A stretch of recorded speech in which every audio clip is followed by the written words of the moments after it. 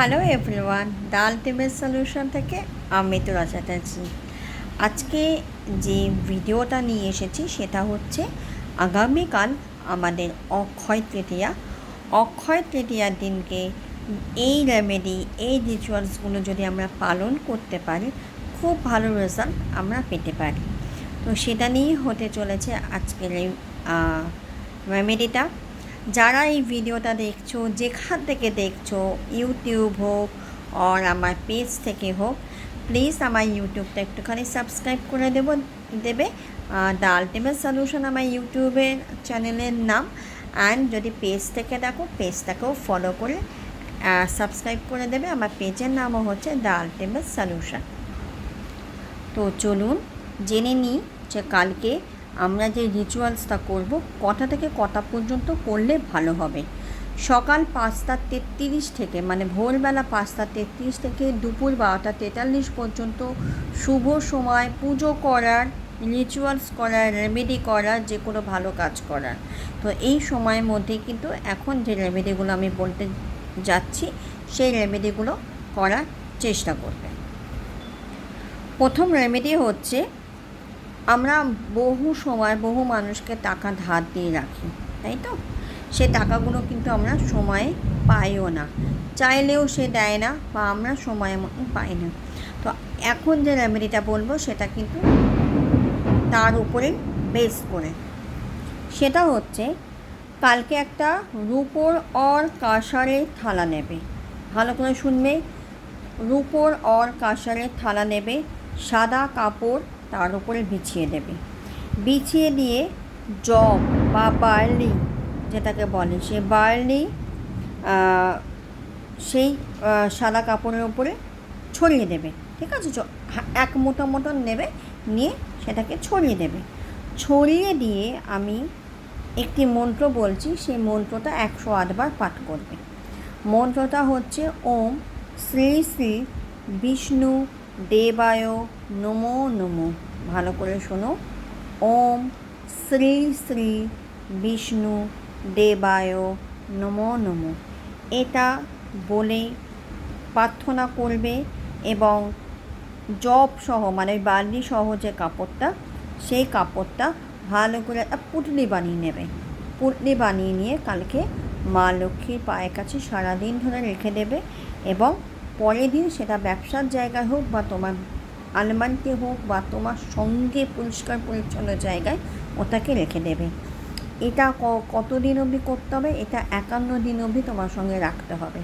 তার মধ্যে কী করতে হবে? তার মধ্যে এই যে মন্ত্রটি বললাম, ওম শ্রী শ্রী বিষ্ণু দেবায় নমো নমো, এই মন্ত্রটি এভরিডে পাঠ করতে হবে এবং বিষ্ণুদেবের কাছে প্রার্থনা করতে হবে যে তুমি তোমার পাওনা টাকা, ধারের টাকাটা তুমি পেয়ে গেছো।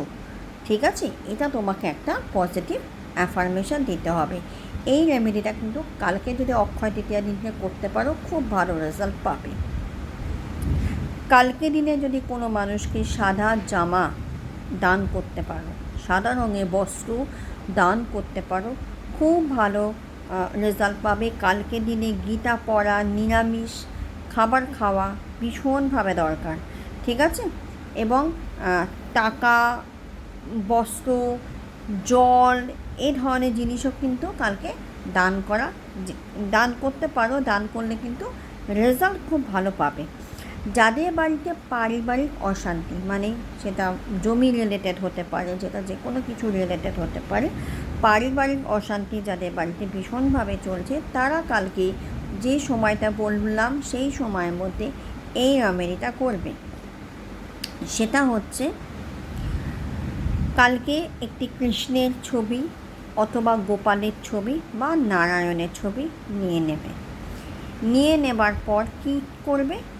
সেখানে একটা ছাতু, আমরা যে ছাতুটা খাই, সেই ছাতুটাকে ভালো করে মাখবে। মেখে তার মধ্যে মিশ্রি, 5টা মিশ্রি মেশাবে, মিশিয়ে সেটি অর্পণ করবে। ঠিক আছে, সেই নারায়ণ হোক, গোপাল হোক বা কৃষ্ণের ছবির সামনে অর্পণ করবে। অর্পণ করবার পরে তার উপরে 5টা তুলসী পাতা দেবে। ভালো করে শুনবে, 5টা তুলসী পাতা দেবে। দেওয়ার পর সেটাকে সারাদিন রইল। তারপরে সেই ছাতুর যে ডালাটা যখন অর্পণ করবে তার আগে ওই ছাতুর ডালাটা বাঁ হাতে নিয়ে নেবে, ডান হাতটা ওপর থেকে চাপা দেবে, দিয়ে যে মন্ত্রটি বলছি এই মন্ত্রটি পাঠ করবে কমপক্ষে 28 বার, 31 বার, 41 বার অথবা 108 বার। ঠিক আছে? সেই মন্ত্রটি হচ্ছে ওম নমো ভগবতে বাসুদেবায় নমঃ। ওম নমো ভগবতে বাসুদেবায় নমঃ। ওম নমো ভগবতে বাসুদেবায় নমঃ। এটা তুমি বলবে এবং মনে মনে এইটা তুমি জানাবে তোমাদের যে পারিবারিক যে অশান্তি, সে যার সঙ্গেই হোক না কেন, যে অশান্তি সেটা আস্তে আস্তে ঠিক হয়ে গেছে, একদম ঠিক হয়ে গেছে। এটা তোমাকে ঈশ্বরের কাছে জানাতে হবে। এটাও কিন্তু কালকে করো, ভালো রেজাল্ট পেতে বাধ্য। এরপর হচ্ছে সম্পর্ক। সম্পর্ক নিয়ে কি ব্যাপার, আমাদের অনেক সম্পর্ক হয় যেটা হয়তো আমরা মানে দুজনকে পছন্দ করে, বাড়ির লোক মেনে নিচ্ছে না, বা হয়তো ছেলেটি মেয়েটিকে ভালোবাসে, মেয়েটিও ছেলেটিকে ভালোবাসে, কিন্তু বাড়ির লোকের চাপে বিয়ে করতে বা সম্পর্ক রাখতে চাইছে না। তারা কিন্তু এই কাজটা করতে পারো কি না, কালকে নারায়ণ মন্দির হলে ভীষণ ভালো হয়, যদি নারায়ণ মন্দির তোমাদের বাড়ির আশেপাশে থাকে, না হলে কৃষ্ণের মন্দির হলেও ভালো হয়।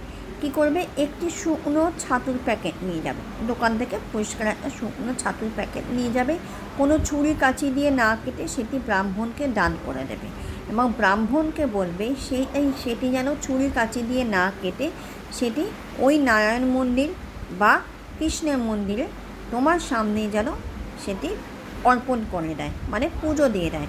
যখন পুজো দেবে তুমি তোমার পার্টনারের নাম গোত্র দিয়ে যেন পুজোটা দেয়।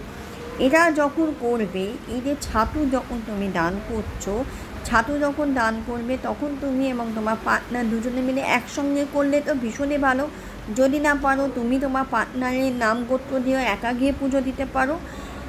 এটা যখন করবে তখন তুমি নিজে বুঝতে পারবে, আমি বলে দিচ্ছি 1.5-2 মাসের মধ্যে বুঝতে পারবে তোমাদের সম্পর্কটা যে জায়গায় ছিল, যে পরিস্থিতিতে তোমরা গেছিলে এই মন্দিরে, সেখান থেকে অনেক ভালো জায়গায় কিন্তু গিয়ে পৌঁছাবে।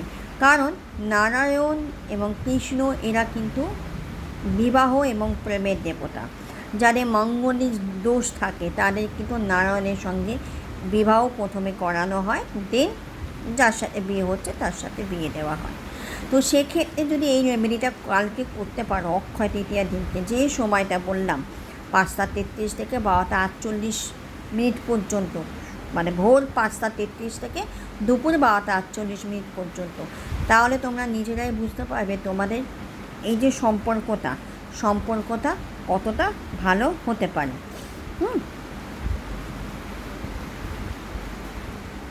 কতটা ভালো হতে পারে। তো এই হচ্ছে এই 3টে রিচুয়ালস কালকে করো, খুব ভালো। এবং ব্যবসার জন্য কালকে তোমরা একটা শ্রীলক্ষ্মী যন্ত্র, কপার শ্রীলক্ষ্মী যন্ত্র কালকে তোমরা স্থাপিত করতে পারো। তোমরা যদি কালকে একটু মানে দোকান হোক বা বাড়িতে হোক যদি নারায়ণ পুজো করতে পারো, এগুলো তো করতেই পারো। তার সঙ্গে সঙ্গে এই 3টে রেমেডি যাদের যে প্রবলেমটা আছে সেই প্রবলেম অনুযায়ী যদি করো, অবশ্যই ভালো রেজাল্ট পাবে, পেতে বাধ্য। কিন্তু হ্যাঁ, মনে বিশ্বাস রেখে করো এবং একটু হাতে সময় নিয়ে করো, দেখবে ঈশ্বরও তোমাদের কাছ থেকে মুখ ফেরাবে না।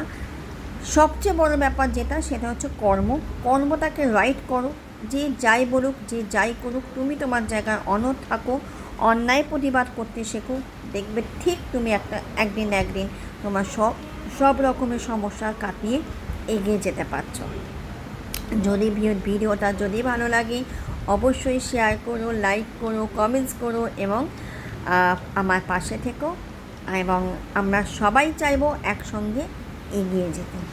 আশা করি ভিডিওটা তোমাদের খুবই ভালো লেগেছে। যদি ভালো লাগে অবশ্যই কমেন্ট করে জানিও। আজকের জন্য এখানেই বিদায় নিলাম। খুব ভালো থেকো। আবার দেখা হবে নতুন কোনো ভিডিওতে। টাটা।